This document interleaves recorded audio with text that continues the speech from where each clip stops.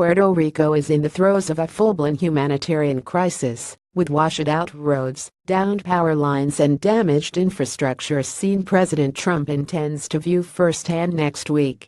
Trump, who has been criticized for not focusing more on Puerto Rico in the days following the devastating Category 3 storm, said Tuesday the federal government is working hard to get food and water to the U.S. territory, saying the island was hit as hard as you can hit.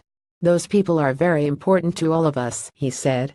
"We are working very hard on Puerto Rico." Though the federal government has sent aid to Puerto Rico, recovery efforts have been hampered by logistical hurdles on the island of more than 3.4 million U.S. citizens. Representative Paul Ryan called the destruction a humanitarian crisis and vowed to help. "They need our help, and they are going to get our help," Ryan said Tuesday, adding the $15 billion Congress passed earlier this month for Hurricanes Harvey and Irma also applied to Puerto Rico.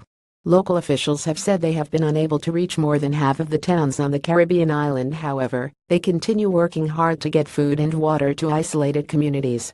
"What we're now seeing is that the aftermath is almost more horrific than the actual passing of that hurricane itself," San Juan Mayor Carmen Yulín Cruz told the Los Angeles Times.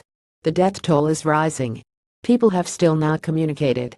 And in San Juan, you're seeing what I'm calling urban refugees." She added, "We're doing our damnedest to get to them, especially the elderly, that are left locked up in their buildings with no food, no electricity, no medication, no medical attention. We are canvassing them one by one."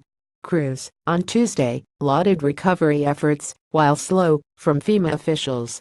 She told CNN incoming aid is making people feel like we're not alone, and we can make it. Power has been restored in a handful of hospitals on the island, although nearly 100% of Puerto Rican residents have been sitting in the dark.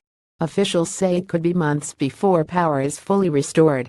"There is no water and practically no food, not even spaghetti," Mercedes Caro said outside the Supermax in the Condado neighborhood of San Juan, after purchasing a loaf of white bread, cheese, and bananas. Flights off the island are infrequent and communication is spotty at best.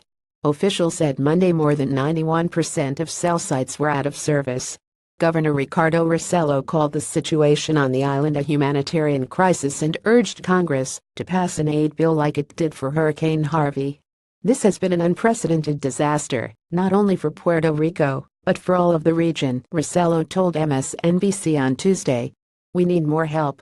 We need more help with resources. We need more help with people being deployed so that we can get logistical support elsewhere."